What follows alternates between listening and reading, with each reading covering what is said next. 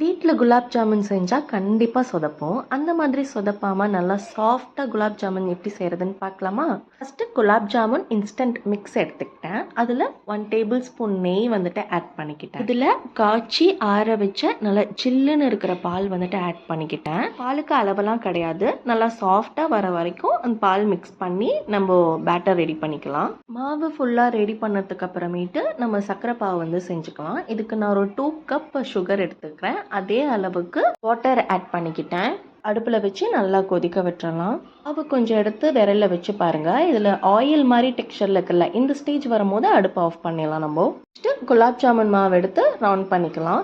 Round பண்ணுறதுக்கு முன்னாடி கையில் கொஞ்சோண்டு நெய் வந்து தடவிக்கோங்க. நெய் தடவிக்கிட்டு நல்லா டைட்டாக வச்சு நல்லா சின்ன சின்னதாக ரவுண்ட் பண்ணிங்க அப்படின்னா விரிசல் இல்லாமல் நல்லா சாஃப்டாக வரும். இப்போ ரவுண்ட் பண்ணி வச்சுருக்கிற பால்ஸ் எல்லாம் பொரிக்கிறதுக்கு ஒரு கடாயில் ஆயில் ஊற்றிக்கலாம். ஊற்றிட்டு மீடியம் ஃப்ளேமில் வச்சு நம்ம பொரிச்சு எடுக்கலாம். அதாவது ஸ்டார்டிங் டு எண்ட் வரைக்கும் மீடியம் ஃப்ளேம்லேயே இருக்கட்டும். இங்கே பாருங்கள், அந்த பால்ஸ் எல்லாம் கொஞ்சம் வெந்துருச்சு அப்படின்னா அதுவாக அப்படியே மேலே வரும். அப்படியே நம்ம கொஞ்சம் அப்படியே லைட்டாக திருப்பி விட்டுக்கிட்டு இந்த மாதிரி மேலே சுற்றி விட்டு திருப்பி விட்டுட்டு இருந்தோம்னா எல்லா சைடும் ஈவனான கலர் கிடைக்கும் நம்மளுக்கு. அண்ட் ஃப்ரெண்ட்ஸ், அடுப்பு வந்துட்டு ஹை ஃப்ளேம்லேயோ இல்லை லோ ஃப்ளேம்லேயோலாம் சேஞ்ச் பண்ணவே வேண்டாம். மீடியம் ஃப்ளேம்லேயே ஸ்டார்டிங் டு எண்டிங் வரைக்கும் மீடியம் ஃப்ளேம்லேயே வச்சு மெயின்டைன் பண்ணி கொண்டு வாங்க. இந்த கோல்டன் ப்ரௌன் கலரில் இருக்கிற பால்ஸ் எல்லாம் வந்துட்டு எடுத்துக்கலாம். இதெல்லாம் நல்லா வெந்திருக்கும். ஸோ இதை ஃபில்டர் பண்ணி எடுத்துக்கலாம். பாருங்கள் எவ்வளோ அழகாக வந்திருக்கு, ஈவனாக வந்திருக்கு. இதை அப்படியே வெது வெதுப்பாக இருக்கிற சர்க்கரை பாவில் வந்துட்டு போட்டுடலாம்.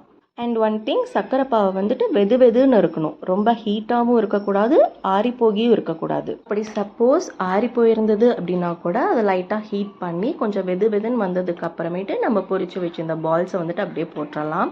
இது போட்டு ஜஸ்ட் 15 மினிட்ஸ் இருந்ததுன்னா போதும். பாருங்கள், இவ்வளோ சாஃப்டான குலாப் ஜாமுன் நம்மளுக்கு கிடைச்சிரும். இன்ஸ்டண்ட்டாக நம்மளுக்கு சாஃப்ட்னஸ் கிடைக்கும். என்னெல்லாம் ஒர்க்கெல்லாம் கம்ப்ளீட் பண்ணிட்டேன். நம்ம செஞ்ச குலாப் ஜாமுன் நம்மளே சாப்பிட்றது ஒரு தனி சந்தோஷம்தான். ஸோ நாளைக்கு இன்னொரு vlogல பார்க்கலாம். Bye and take care.